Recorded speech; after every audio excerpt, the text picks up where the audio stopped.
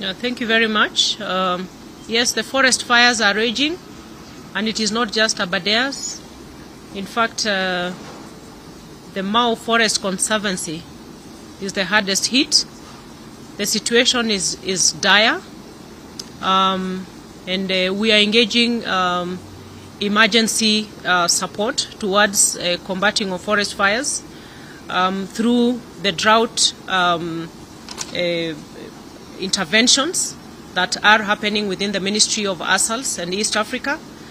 But just to say that again, we have been able to have a multi-stakeholder approach towards addressing forest fires. We have been trying our forces within the Kenya Forest Service, Kenya Wildlife Service, various NGOs have come on board and other government entities, but the forest fire situation is one that we are dealing with currently. And again, it is in the bigger plan of telling Kenyans, let us be responsible in the way we handle our ecosystems, in the way we handle our environment, because like I say, forest fires, a huge percentage of them are attributable to illegal activities within our forest ecosystems. And that is why, as government, we are enhancing enforcement efforts by enhancing the numbers of enforcement officers within the Kenya Forest Service, where we shall soon be employing close to 3,000 forest officers that are going to boost the numbers to make sure that we enforce the protection of our ecosystems and the environment. When it comes to whether we have budgets for growing 15 billion trees, like I said, it is a concerted effort by all partners. It requires huge resources, and that is why we are having a strategy where we are employing, we are not looking at exchequer to support the 15 billion trees. Yes, we have to put in money as government to support this, but the goodwill that we have already seen from our partners, development partners, private sector, we have a multi-approach where we are saying one of the ways is to have our private sector adopt ecosystems. And we have a list of so many organizations that have come to say they are taking portions of the forest to conserve, which then relieves the burden on government in terms of putting direct, injecting money into it. All these organizations you see here, they are doing work round the clock across the country, working in ASAL areas, working with farmers and pastoralist communities. And yes, with that support from different players, then actually the budget that we need, if you were to do in calculation, it's almost 600 billion Kenya shillings. That is what is required. But it comes in various forms.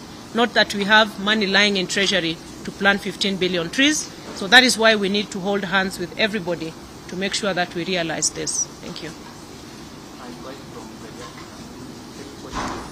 What is the current capacity of govt? Second, how many seats we have in the forest service? Thirdly, you talked about one structure. What action have you taken? Thank you very much. I think in terms of the figures, I will invite the peers to give us the figures of the seedlings and the seeds within KEFRI and the figures in Kenya Forest Service. Yeah, thank you. In terms currently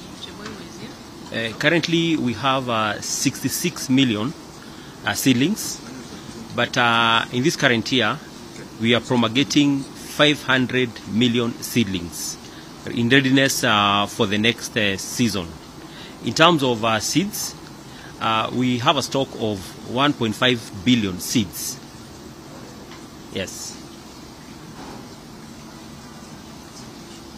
Thank you.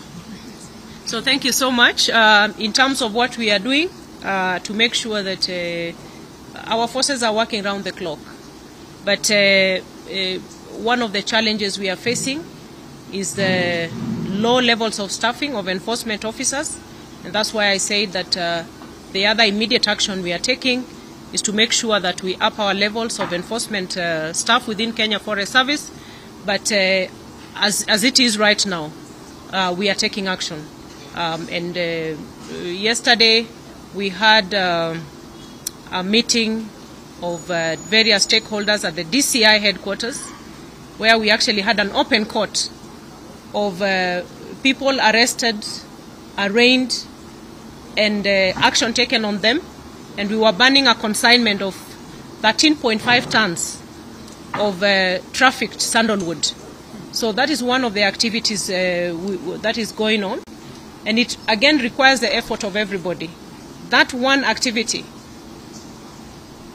brought together Kenya Forest Service, Kenya Wildlife Service, the office of the DPP, the DCI, and the judiciary.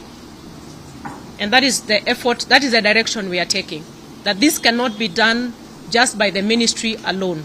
And it is good for Kenyans to know that really we are going to go an all out to take action from all fronts. And actually one of the discussions that we shall be engaging in, and we are engaging already with the various players, the DCI, the ODPP, the judiciary, is to again relook at our environmental crimes.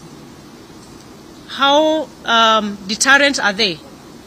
Because when we see the wanton destruction of our forests and various ecosystems, including the wetlands, we need to look at the deterrent effect. On the other hand, we do the sensitization of Kenyans to know that destroying our environment is a life and death. But at the same time, make sure that our enforcement is watertight. Thank you.